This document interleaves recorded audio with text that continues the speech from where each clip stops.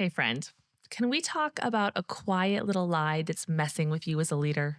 It's the belief that you're not qualified enough. Not qualified to lead that hard conversation, not qualified to manage the project, not qualified to run the meeting or start something new, not qualified to find success in your position or to lead your team to success. So you shrink back, waiting for the moment when you feel more impressive, more prepared, more leader like. And meanwhile, your team is waiting for you. They're waiting for you to step into the role you already have. So let's get one thing straight. You are exactly what your team needs. And in this episode, I want to help you shut down that lie and to step into your leadership with confidence because truly you are more qualified than you think. So, I was literally dumped into a leadership role when I was 27 years old. I was leading a nonprofit team of people who were all at least 7 to 10-ish years older than me. There were some who were even my parents' age. And I had no experience leading a team. No experience running a nonprofit, no experience building budgets, giving formal feedback, addressing conflict and underperformance, running meetings. I mean, you name it, and I hadn't done it. So, why in the world did they give me the job? There were many days I wondered that very thing. But here is what I held on to then, and I fully believe today.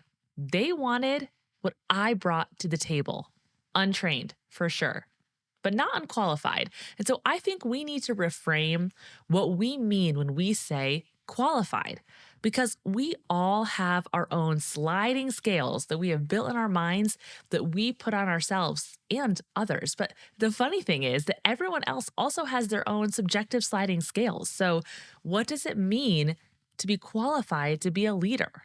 What does it mean? Do you have something in your mind? Is something coming up for you?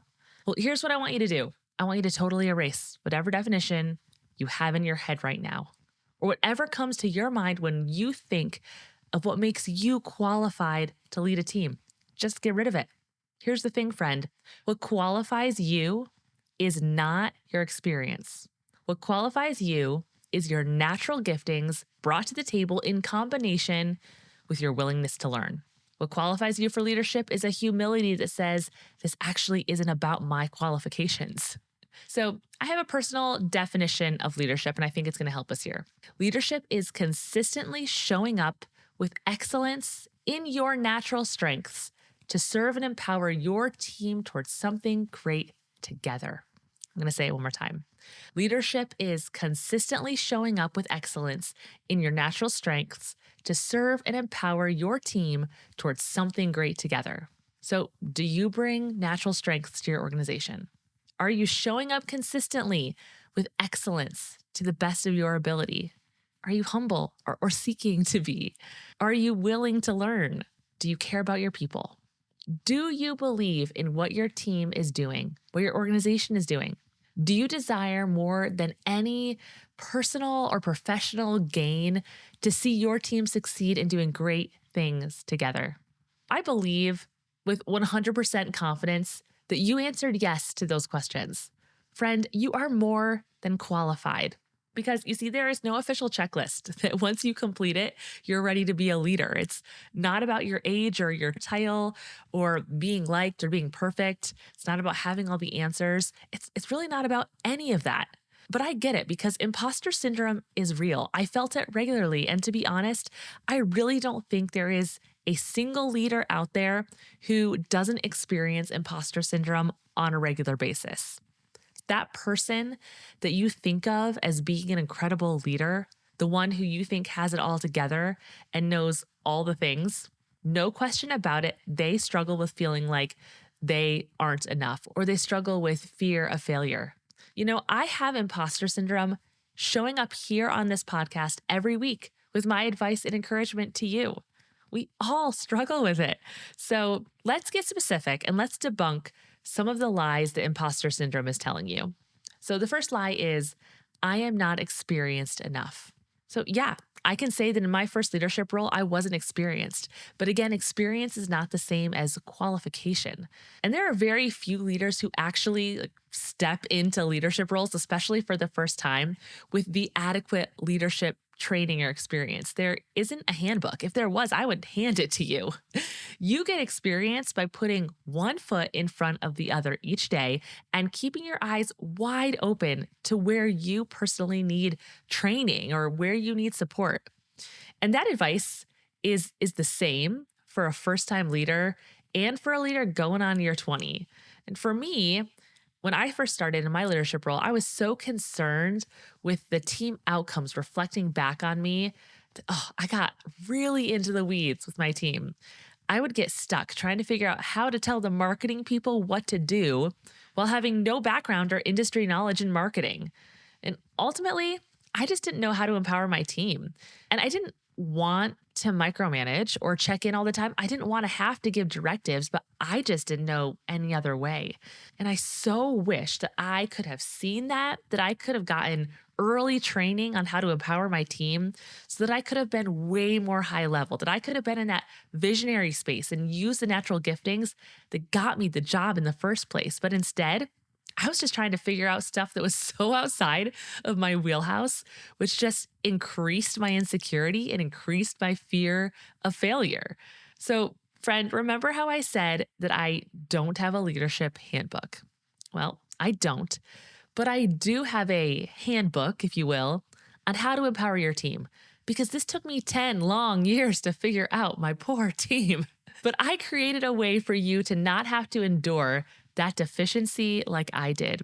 I created a free training. It's called Free to Lead, and it gives you the steps you need to gain the experience that you might be lacking when it comes to coaching your team for performance or empowering them to do their jobs well so that you are free to lead. So first, finish this episode, then go to heycaralist.com/workshop and get that free training. And you can also just grab the link in the show notes. So to rewrite this first lie, that I am not experienced enough, I want you to exchange it with this saying, I'm gaining experience every day. Then be diligent to keep learning and shoring up those spots that probably need more training or support. The second lie that the meanie imposter syndrome is telling you is, I am not as good of a leader as fill in the blank. Okay, there's probably someone in your mind. Now, I don't know that person, but here is what I do know. They are not you. They do not bring to the table what you do, and your team needs you. So if you're a mom, you're going to totally feel this comparison. Pinterest and Instagram and the put together cute fit mom at the coffee shop or the park. It's all I need to see to believe the lie that I am not a good enough mom. Right? You can look on Pinterest and see these adorable, cute end of the year teacher gifts that not happening here. Or for me, I see on Instagram like these pictures or these videos of these kids that are so neatly put together, like their hair is brushed and they don't have dirt under their fingernails and they just look so put together. Or I see moms who look like they have loads of energy and all these ideas for crafts and activities to do with their kids. And then I look in the mirror and all I see is a tired, messy, unorganized mom with like feral kids. Not as good of a mom as that other mom. But you know what? You know what my kids want? My kids want me. They want the mom who lets them snuggle in the bed before we all get up for the day. The mom who dances and sings like a crazy lady, partially because I am a crazy lady, and partially because I love to make them laugh, even when they try so hard to look unamused. And the mom who reads with them, who holds their hand when we walk into Target or the store, and when we play games, all together, these things that we do. Why do my kids want that mom?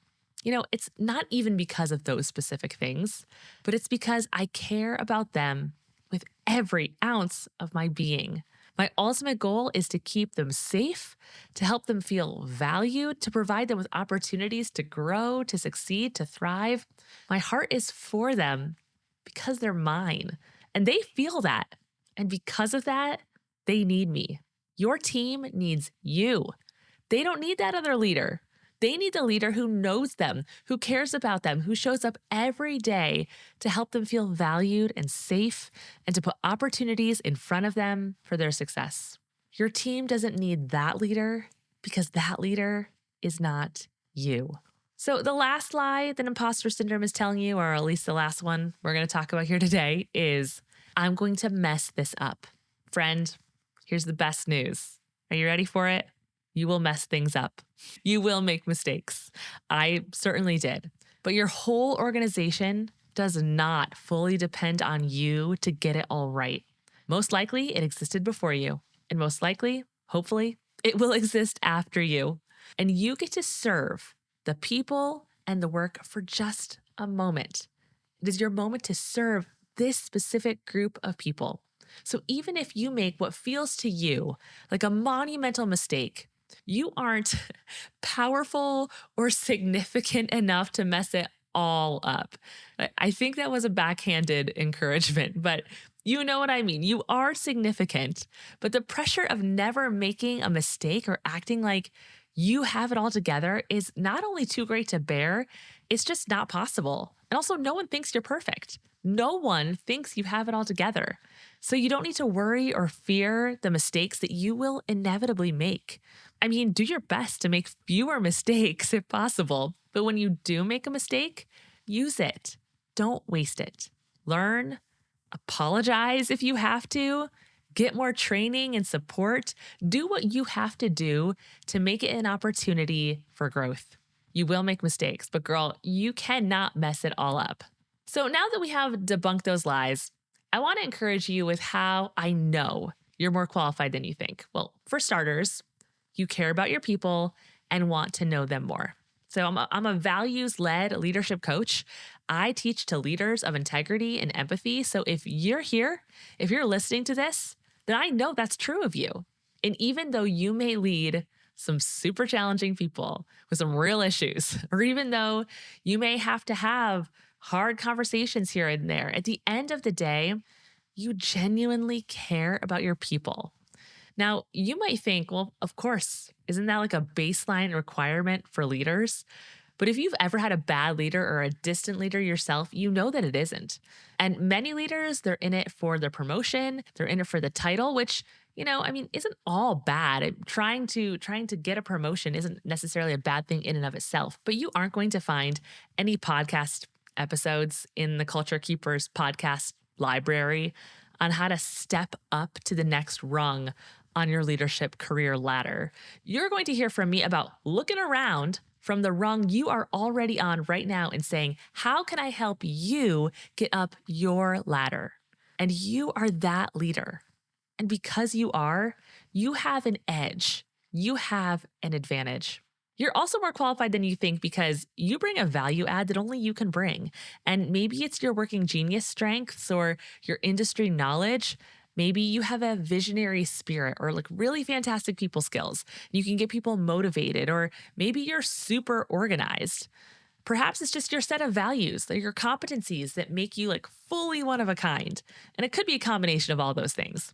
But when you show up, knowing what your strengths are and lean into them, you're not only highly valuable, but you are indispensable. But maybe you don't feel super valuable. Maybe you don't feel indispensable. Maybe it's because you actually can't verbalize what it is you uniquely bring. And well, if that's the case, I encourage you to go back and listen to episode 21 of the Culture Keepers podcast. That episode is called How to Overcome Feelings of Inadequacy. And I go through a very practical exercise that I teach, that I coach in that episode to help you get your unique value add statement down on paper so you can read it and you can remind yourself of what it says and who you are. And finally, you're more qualified than you think because you're in the seat that you're in. You were hired for a reason. And if you're still employed as the leader, then you are wanted and you belong. So you have to choose to muster up the confidence on the days when you have doubts to step into the boots that are already yours and to again put one foot in front of each other, learning and growing and honing your skills along the way. You're just building another day of experience on top of the experience you gained yesterday. Now that I have debunked some lies and reminded you of why you are more qualified than you think, the real question is this: will you choose to believe it? I hope you do for you, but I really hope you do for your team too, because the truth is, there are consequences from you not leaning into your role each day. And there's actually a real cost of believing you aren't qualified. So imagine this: you are at a family dinner, and suddenly someone starts choking. And the room panics. People are yelling, people are saying, call 911, and everyone is frozen. There's this traumatic event happening. Now imagine there's someone there, let's say it's you, who is certified in CPR. You remember the training, you know what to do, but in the moment, you hesitate and you think, I'm not a medical professional. What if I mess it up? What if I make it worse? So you freeze. And someone else steps in, thankfully. They help out in time and everything turns out okay. But afterward, you look back and you realize you were qualified enough to help, but your hesitation and your self doubt almost cost your family member their life. Now, I know it's a very dramatic example, but it works to prove my point that the cost of not believing in yourself doesn't just affect you, it has real impact on your team, on your workplace culture, on your organization as a whole. So, yes, believe you are qualified for you, but believe it for the people around you too, because your hesitation and your insecurity impact more people than just you. Okay, here's what I want you to do this week. You ready? I want you to make a list of wins. Write out the things you are proud of in your role and the ways that you have helped others on your team. And you're just going to take this list and you're going to go back to it when you need the reminder that you're making an impact and that your impact matters. So this sounds really simple, but just do it. Make your wins list this week. And the second thing I want you to do is to honestly make a list of the areas in which you feel the most hesitation, the most uncertainty. Is it giving feedback? Is it having effective one-on-one meetings or staff meetings? Is it that your team culture needs to be improved and you don't know how to do it? Where are the areas that you wish you had just a magic wand and suddenly you could wave that magic wand and everything would be easy? You would feel equipped and it would all come together. And after you make that list of those things, seek training or mentoring in those areas. You could easily do that by reaching out to me. You can go to Instagram or LinkedIn. You can email me and ask a question. I would love nothing more than to help you find your unique leadership strengths and help you shore up areas to increase the impact that you already have. Okay, friend, I always close my podcast by saying that I'm cheering you on, and it is truer than ever. But I hope today that you leave finding yourself willing to cheer yourself on as well. So don't forget to grab that free training. I'm cheering you on, and I will talk to you next time. Bye, friend.